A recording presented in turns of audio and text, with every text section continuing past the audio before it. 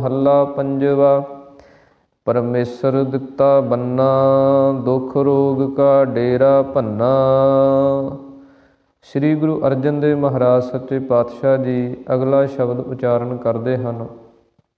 ये पावन पवित्र शब्द जिस समय वडाली साहिब के अंदर धन श्री गुरु हरगोबिंद साहिब महाराज जी का अवतार होया, उस समय सतगुरां ने ये साहिबजादे के आगमन ते जन्म ते ये पावन पवित्र शब्द उचारण किया। तो सतगुरु जी बचन करते हैं, परमेसर दिता बन्ना, दुख रोग का डेरा भन्ना। कि परमेश्वर वाहिगुरु ने आप किरपा करके, बन्ना का अर्थ हुंदा आसरा, ते आसरे तो अगे अर्थ लिया जाता पुत्र का। जिवें पुत्र आसरा मन्निया मापियां दा, इसे प्रकार ही बन्ना तो भाव है पुत्र का। कि परमेश्वर वाहिगुरु ने आप ये पुत्र की दात बख्शिश की है, जिसका सदका दुख रोग का डेरा भन्ना।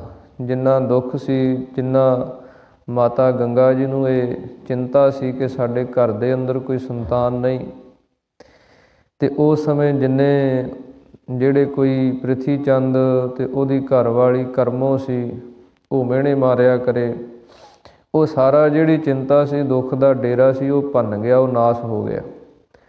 ਇਸੇ ਪ੍ਰਕਾਰ ਸਤਿਗੁਰੂ ਜੀ ਕਹਿੰਦੇ ਪਰਮੇਸ਼ਰ ਦਿੱਤਾ ਬੰਨਾ। ਬੰਨਾ ਦਾ ਅਰਥ ਹੁੰਦਾ ਰੋਕ ਲਾ ਦੇਣੀ, ਬੰਨ ਲਾ ਦੇਣਾ। ਕਿ ਪਰਮੇਸ਼ਰ ਵਾਹਿਗੁਰੂ ਨੇ ਜਿਹੜੇ ਨਾਮ ਜਪਣ ਵਾਲੇ ਜਗਿਆਸੂ ਮਹਾਤਮਾ ਹਨ, ਉਹਨਾਂ ਦੇ ਅੰਦਰ ਜਿਹੜਾ ਕਾਮ ਕ੍ਰੋਧ ਲੋਭ ਮੋਹ ਵਿਸ਼ੇ ਵਿਕਾਰ ਹਨ, ਇਹਨਾਂ ਦਾ ਬੰਨ ਲਾ ਦਿੱਤਾ, ਇਹ ਰੋਕ ਦਿੱਤੇ। ਜਦੋਂ ਇਹ ਅਵਗੁਣ ਰੋਕ ਦਿੱਤੇ, ਦੁੱਖ ਰੋਗ ਕਾ ਡੇਰਾ ਭੰਨਾ। ਫਿਰ ਜਿੰਨੇ ਦੁੱਖ ਸੀ ਜੰਮਣ ਮਰਨ ਦੇ, ਜਿੰਨੇ ਰੋਗ ਸੀ ਹੰਕਾਰ ਦੇ ਤ੍ਰਿਸ਼ਨਾ ਦੇ, ਇਹਨਾਂ ਦੇ ਡੇਰੇ ਸਾਰੇ ਹੀ ਪੁੱਟ ਦਿੱਤੇ। ਇਸੇ ਪ੍ਰਕਾਰ ਬੰਨਾ ਦਾ ਅਰਥ ਕਿਨਾਰਾ ਵੀ ਹੁੰਦਾ। ਜਿਵੇਂ ਆਪਾਂ ਸਤਿਗੁਰਾਂ ਦੀ ਪਾਵਨ ਬਾਣੀ ਦੇ ਅੰਦਰ ਇਹ ਸ਼ਬਦ ਤਿੰਨ ਰੂਪਾਂ ਦੇ ਅੰਦਰ ਆਉਂਦਾ। ਜਦੋਂ ਆਪਾਂ ਜਪਜੀ ਸਾਹਿਬ ਦੀ ਬਾਣੀ ਪੜ੍ਹਦੇ ਹਾਂ ਤੇ ਉਸ ਦੇ ਅੰਦਰ ਬਚਨ ਆਉਂਦੇ ਹਨ, ਬੰਨਾ ਪੁਰੀਆਂ ਭਾਰ। ਉਹ ਲਿਖਿਆ ਉੱਥੇ ਵੀ ਇਹਨਾਂ ਅੱਖਰਾਂ ਦੇ ਨਾਲ ਹੀ ਹੈ। ਉੱਥੇ ਬੰਨਾ, ਬੰਨਾ ਜਿਹੜਾ ਭਾਰਾ ਕਰਕੇ ਜਦੋਂ ਆਪਾਂ ਬੋਲਦੇ ਹਾਂ, ਉਹਦਾ ਅਰਥ ਬਣ ਜਾਂਦਾ ਬੰਨ੍ਹ ਕੇ, ਪੰਡਾਂ ਬੰਨ੍ਹਣੀਆਂ ਸੁੱਖਾਂ ਦੀਆਂ। ਜੇ ਕੋਈ ਪੰਡਾਂ ਵੀ ਬੰਨ੍ਹ ਕੇ ਮਨ ਨੂੰ ਦੇ ਦੇਵੇ ਤੇ ਤਾਂ ਵੀ ਨਹੀਂ ਰੱਜਦਾ। ਇਸੇ ਪ੍ਰਕਾਰ ਹੀ ਇੱਥੇ ਪਰਮੇਸ਼ਰ ਦਿੱਤਾ ਬੰਨਾ, ਇੱਥੇ ਬੰਨਾ ਦਾ ਅਰਥ ਹੋ ਗਿਆ ਪੁੱਤਰ, ਆਸਰਾ। ਇਸੇ ਪ੍ਰਕਾਰ ਹੀ ਭਗਤ ਫਰੀਦ ਸਾਹਿਬ ਜੀ ਦੇ ਬਚਨ ਆਉਂਦੇ ਹਨ, ਮੌਤੈ ਦਾ ਬੰਨਾ ਏ ਵੈ ਦਿਸੈ। ਉੱਥੇ ਬੰਨਾ ਦਾ ਅਰਥ ਹੈ ਕਿਨਾਰਾ। ਉਹ ਪਰਮੇਸ਼ਰ ਵਾਹਿਗੁਰੂ ਨੇ ਸੰਸਾਰ ਦੇ ਅੰਦਰ ਮੁਕਤੀ ਰੂਪੀ ਜਿਹੜਾ ਕਿਨਾਰਾ ਸੀ ਉਹ ਬਖਸ਼ਿਸ਼ ਕਰ ਦਿੱਤਾ। ਇਹ ਸੰਸਾਰ ਤੋਂ ਭਵਜਲ ਸਮੁੰਦਰ ਤੋਂ ਪਾਰ ਹੋ ਕੇ ਜਿਹੜਾ ਮੁਕਤੀ ਰੂਪੀ ਕਿਨਾਰਾ ਸੀ ਉਹ ਪ੍ਰਾਪਤ ਕਰਾ ਦਿੱਤਾ, ਜਿਸ ਦਾ ਸਦਕਾ ਦੁੱਖ ਰੋਗ ਕਾ ਡੇਰਾ ਭੰਨਾ। ਜਿੰਨਾ ਦੁੱਖ ਸੀਗਾ ਜੰਮਣ ਤੇ ਮਰਨ ਦਾ, ਜਿੰਨਾ ਰੋਗ ਸੀਗੇ ਕਾਮ ਕ੍ਰੋਧ ਆਦਿਕਾਂ ਦੇ, ਉਹਨਾਂ ਦੇ ਡੇਰੇ ਜਿਹੜੇ ਉਹ ਭੰਨ ਦਿੱਤੇ, ਤੋੜ ਦਿੱਤੇ ਹਨ। ਆਨੰਦ ਕਰਹਿ ਨਰ ਨਾਰੀ, ਹਰ ਹਰ ਪ੍ਰਭ ਕਿਰਪਾ ਧਾਰੀ। ਸਤਿਗੁਰੂ ਜੀ ਕਹਿੰਦੇ ਜਿੰਨੇ ਨਰ ਨਾਰੀ ਮਾਈ ਭਾਈ ਸਨ, ਉਹ ਸਾਰੇ ਆਨੰਦ ਦੇ ਸਹਿਤ ਹੋ ਗਏ। ਹਰ ਹਰ ਪ੍ਰਭ ਕਿਰਪਾ ਧਾਰੀ। ਜਦੋਂ ਹਰੀ ਪਰਮੇਸ਼ਰ ਵਾਹਿਗੁਰੂ ਨੇ ਆਪਣੀ ਕਿਰਪਾ ਜਿਹੜੀ ਧਾਰੀ ਕਹੀਏ, ਧਾਰਨ ਕੀਤੀ ਹੈ, ਕੀਤੀ ਇਸ ਜੀਵਾਂ ਦੇ ਉੱਤੇ। ਜਦੋਂ ਪਰਮੇਸ਼ਰ ਵਾਹਿਗੁਰੂ ਨੇ ਆਪਣੀ ਕਿਰਪਾ ਕੀਤੀ ਤਾਂ ਆਨੰਦ ਕਰਹਿ ਨਰ ਨਾਰੀ। ਜਿੰਨੇ ਨਰ ਨਾਰੀ ਮਾਈ ਭਾਈ ਸਨ, ਸਾਰੇ ਆਨੰਦ ਦੇ ਸਹਿਤ ਹੋ ਗਏ। ਇਸੇ ਪ੍ਰਕਾਰ ਹੀ ਜਦੋਂ ਜਗਿਆਸੂਆਂ ਦੇ ਉੱਤੇ ਪਰਮੇਸ਼ਰ ਦੀ ਕਿਰਪਾ ਹੁੰਦੀ ਹੈ ਤੇ ਉਹਨਾਂ ਦੇ ਜਿਹੜੇ ਨਰ ਨਾਰੀ ਤੋਂ ਭਾਵ ਜਿਹੜਾ ਮਨ ਰੂਪੀ ਨਰ ਹੈ ਤੇ ਇੰਦਰੀਆਂ ਰੂਪੀ ਜਿਹੜੀਆਂ ਨਾਰੀਆਂ ਹਨ, ਸਾਡੀਆਂ ਗਿਆਨ ਇੰਦਰੀਆਂ, ਕਰਮ ਇੰਦਰੀਆਂ ਤੇ ਮਨ, ਇਹ ਸਾਰੇ ਆਨੰਦ ਦੇ ਸਹਿਤ ਹੋ ਗਏ। ਮਨ ਦੇ ਅੰਦਰ ਵੀ ਮੈਲ ਜਿਹੜੀ ਦੂਰ ਹੋ ਗਈ। ਇਸੇ ਪ੍ਰਕਾਰ ਜਿਹੜਾ ਇੰਦਰੀਆਂ ਸੀ, ਅੱਖਾਂ ਦਾ ਵੇਖਣਾ, ਕੰਨਾਂ ਦਾ ਸੁਣਨਾ, ਜ਼ਬਾਨ ਦਾ ਬੋਲਣਾ, ਹੱਥਾਂ ਦਾ ਕਰਨਾ, ਇਹ ਸਾਰੇ ਕਰਮ ਜਿਹੜੇ ਸਨ ਉਹ ਧਾਰਮਿਕ ਹੋ ਗਏ। ਸਾਰੇ ਕਰਮ ਜਿਹੜੇ ਆ ਉਹ ਨਿਰਮਲ ਤੇ ਉਜਲੇ ਹੋ ਗਏ। ਇਸ ਕਰਕੇ ਸਤਿਗੁਰੂ ਜੀ ਕਹਿੰਦੇ ਜਦੋਂ ਹਰੀ ਪਰਮੇਸ਼ਰ ਨੇ ਆਪਣੀ ਕਿਰਪਾ ਕੀਤੀ ਤੇ ਮਨ ਬਾਣੀ ਸਰੀਰ ਕਰਕੇ ਜੀਵ ਜਿਹੜਾ ਨਿਰਮਲ ਤੇ ਉਜਲ ਹੋ ਗਿਆ। ਸੰਤ ਹੋ ਸੁਖ ਹੋਆ ਸਭ ਥਾਈ। ਸਤਿਗੁਰੂ ਜੀ ਉਚਾਰਨ ਕਰਦੇ ਹਨ, ਹੇ ਸੰਤ ਜਨੋ ਮਹਾਤਮਾ ਜਨੋ, ਸੁਖ ਹੋਆ ਸਭ ਥਾਈ। ਸਭ ਥਾਵਾਂ ਤੇ ਹੀ ਸੁਖ ਜਿਹੜਾ ਉਹ ਹੋ ਗਿਆ। ਲੋਕ ਤੇ ਪਰਲੋਕ ਦੇ ਅੰਦਰ ਸਾਨੂੰ ਸੁਖ ਜਿਹੜਾ ਉਹ ਪ੍ਰਾਪਤ ਕਰਾ ਦਿੱਤਾ ਗੁਰੂ ਨੇ। ਪਾਰ ਬ੍ਰਹਮ ਪੂਰਨ ਪਰਮੇਸ਼ਰ, ਰਬ ਰਹਿਆ ਸਭਨੀ ਜਾਈ। ਸਤਿਗੁਰੂ ਜੀ ਕਹਿੰਦੇ ਪਾਰ ਬ੍ਰਹਮ ਜੋ ਪਾਪਾਂ ਪੁੰਨਾਂ ਤੋਂ ਪਰੇ ਬ੍ਰਹਮ ਵਿਆਪਕ ਸਰੂਪ ਪਰਮੇਸ਼ਰ ਹੈ, ਜਿਹੜਾ ਸਭ ਥਾਵਾਂ 'ਤੇ ਪਰਿਪੂਰਨ ਹੈ। ਰਬ ਰਹਿਆ ਸਭਨੀ ਜਾਈ। ਜਿੰਨੀਆਂ ਥਾਵਾਂ ਹਨ ਸਭ ਦੇ ਅੰਦਰ ਹੀ ਉਹ ਪਰਮੇਸ਼ਰ ਵਾਹਿਗੁਰੂ ਮਿਲਿਆ ਹੋਇਆ। ਜਿੱਥੈ ਜਾਈਐ ਜਗਤ ਮੈਂ ਤਿੱਥੈ ਹਰਿ ਸਾਈਂ। ਉਸ ਪਰਮੇਸ਼ਰ ਤੋਂ ਬਿਨਾਂ ਕੋਈ ਵੀ ਐਸਾ ਸਥਾਨ ਨਹੀਂ ਜਿਹੜਾ ਨਾ ਹੋਵੇ। ਸਭ ਥਾਵਾਂ 'ਤੇ ਹੀ ਉਹ ਪਰਮੇਸ਼ਰ ਵਾਹਿਗੁਰੂ ਮਿਲਿਆ ਹੋਇਆ। ਸਭੈ ਘਟ ਰਾਮ ਬੋਲੈ, ਰਾਮਾ ਬੋਲੈ, ਰਾਮ ਬਿਨਾ ਕੋ ਬੋਲੈ ਰੇ। ਇਸੇ ਪ੍ਰਕਾਰ ਸਤਿਗੁਰਾਂ ਦੇ ਬਚਨ ਆਉਂਦੇ ਹਨ, ਜਹ ਜਹ ਪੇਖੋ ਤਹਿ ਹਜੂਰ, ਦੂਰ ਕਤਹੁ ਨਾ ਜਾਈ। ਰਬ ਰਹਿਆ ਸਰਬੱਤਰ ਮੈਂ ਮਨ ਸਦਾ ਧਿਆਈ। ਜਦੋਂ ਮਨ ਕਰਕੇ ਆਪਾਂ ਧਿਆਉਣੇ ਆ ਪਰਮੇਸ਼ਰ ਦੇ ਨਾਮ ਨੂੰ, ਤੇ ਫਿਰ ਸਭ ਦੇ ਅੰਦਰ ਹੀ ਉਹ ਦਿਸਦਾ। ਇਸ ਕਰਕੇ ਸਤਿਗੁਰੂ ਜੀ ਬਚਨ ਕਰਦੇ ਹਨ ਕਿ ਉਹ ਪਰਮੇਸ਼ਰ ਵਾਹਿਗੁਰੂ ਜਿਹੜਾ ਸਭ ਥਾਵਾਂ 'ਤੇ ਮਿਲਿਆ ਹੋਇਆ ਪਰਿਪੂਰਨ ਜਿਹੜਾ ਉਹ ਦਿਸ ਆਉਂਦਾ ਹੈ। ਰਹਾਉ ਧੁਰ ਕੀ ਬਾਣੀ ਆਈ, ਤਿਨ ਸਗਲੀ ਚਿੰਤ ਮਿਟਾਈ। ਸਤਿਗੁਰੂ ਜੀ ਕਹਿੰਦੇ ਇਹ ਪਰਮੇਸ਼ਰ ਵਾਹਿਗੁਰੂ ਦੀ ਜਿਹੜੀ ਧੁਰ ਕੀ ਬਾਣੀ ਆਈ ਤੋਂ ਭਾਵ ਇਹ ਸੰਸਾਰ ਦੇ ਅੰਦਰ ਸ੍ਰੀ ਗੁਰੂ ਨਾਨਕ ਦੇਵ ਮਹਾਰਾਜ ਜੀ ਨੇ ਪ੍ਰਗਟ ਕੀਤੀ ਹੈ। ਸਤਿਗੁਰੂ ਸ੍ਰੀ ਗੁਰੂ ਨਾਨਕ ਦੇਵ ਮਹਾਰਾਜ ਜੀ ਨੇ ਇਸ ਪਾਵਨ ਬਾਣੀ ਨੂੰ ਆਪਣੇ ਮੁਖ ਤੋਂ ਉਚਾਰਨ ਕੀਤਾ। ਇਹ ਧੁਰ ਕੀ ਬਾਣੀ ਹੈ, ਅਕਾਲੀ ਬਾਣੀ, ਦਰਗਾਹੀ ਬਾਣੀ ਹੈ, ਜਿਸ ਦੇ ਸਦਕਾ ਜਿਸ ਨੇ ਸਾਰੀਆਂ ਚਿੰਤਾ ਤੇ ਫਿਕਰ ਜਿਹੜੇ ਉਹ ਮੇਟ ਦਿੱਤੇ। ਇਹ ਐਸੀ ਬਾਣੀ ਸਤਿਗੁਰਾਂ ਨੇ ਸਾਨੂੰ ਬਖਸ਼ਿਸ਼ ਕੀਤੀ ਹੈ ਜੋ ਕੇਵਲ ਤੇ ਕੇਵਲ ਪਰਮੇਸ਼ਰ ਦੇ ਨਾਲ ਜੋੜਦੀ ਹੈ। ਅਕਾਲ ਪੁਰਖ ਪਰਮੇਸ਼ਰ ਵਾਹਿਗੁਰੂ ਦਾ ਜਸ ਹੈ, ਉਸ ਦੀਆਂ ਵਡਿਆਈਆਂ ਹਨ। ਇਸ ਕਰਕੇ ਸਤਿਗੁਰੂ ਦੀ ਪਾਵਨ ਬਾਣੀ ਦੇ ਬਚਨ ਹਨ, ਵਾਹੋ ਵਾਹੋ ਬਾਣੀ ਨਿਰੰਕਾਰ ਹੈ, ਤਿਸ ਜੇਵੜ ਅਵਰ ਨਾ ਕੋਏ। ਗੁਰਬਾਣੀ ਜਿਹੜੀ ਉਹ ਨਿਰੰਕਾਰ ਦਾ ਸਰੂਪ ਹੈ। ਇਸ ਕਰਕੇ ਸਤਿਗੁਰੂ ਜੀ ਕਹਿੰਦੇ ਇਹ ਧੁਰ ਕੀ ਬਾਣੀ ਹੈ, ਅਕਾਲੀ ਬਾਣੀ ਹੈ। ਜਿਹੜਾ ਇਸ ਪਾਵਨ ਬਾਣੀ ਦੇ ਲੜ ਲੱਗਦਾ ਹੈ ਉਹ ਪਰਮੇਸ਼ਰ ਵਾਹਿਗੁਰੂ ਦਾ ਹੀ ਰੂਪ ਬਣ ਜਾਂਦਾ, ਕਿਉਂਕਿ ਬਾਣੀ ਉਸ ਦੀ ਹੈ। ਇਸੇ ਪ੍ਰਕਾਰ ਸ੍ਰੀ ਗੁਰੂ ਗੋਬਿੰਦ ਸਿੰਘ ਮਹਾਰਾਜ ਜੀ ਨੇ ਆਪਣੇ ਜੀਵਨ ਕਾਲ ਦੇ ਅੰਦਰ ਸਿੱਖਾਂ ਨੂੰ ਉਪਦੇਸ਼ ਬਖਸ਼ਿਸ਼ ਕਰਨ ਵਾਸਤੇ ਇੱਕ ਕੌਤਕ ਕੀਤਾ।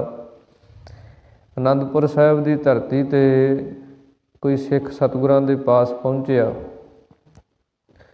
ਉਹ ਰਿਸ਼ੀ ਸੀ, ਮਹਾਤਮਾ, ਬੰਦਗੀ ਕਰਨ ਵਾਲਾ, ਤੇ ਸਿੱਖ ਦੇ ਰੂਪ ਦੇ ਅੰਦਰ ਪਹੁੰਚਿਆ। ਉਹਨੇ ਸਤਿਗੁਰਾਂ ਨੂੰ ਤੀਰ ਭੇਟਾ ਕੀਤੇ।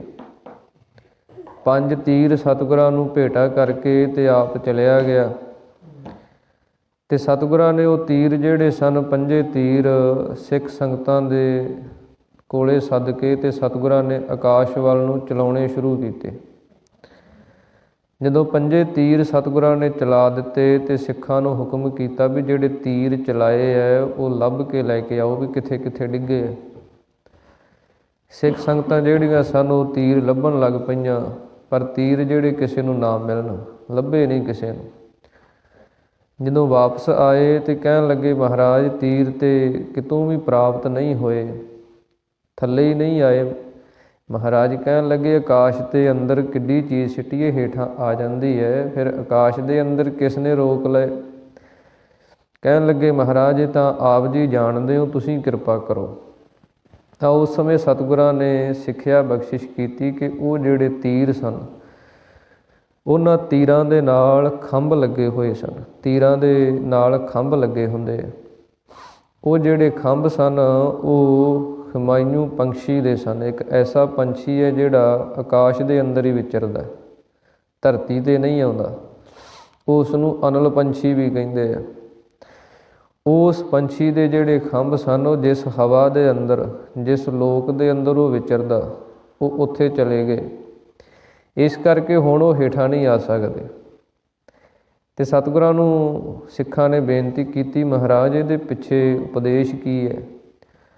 ਤਾਂ ਸਤਿਗੁਰਾਂ ਨੇ ਉਪਦੇਸ਼ ਬਖਸ਼ਿਸ਼ ਕੀਤਾ ਕਿ ਜਿਹੜੀ ਸਤਿਗੁਰਾਂ ਦੀ ਪਾਵਨ ਗੁਰਬਾਣੀ ਹੈ, ਇਹ ਧੁਰ ਕੀ ਬਾਣੀ ਹੈ, ਇਹ ਦਰਗਾਹੀ ਬਾਣੀ ਹੈ।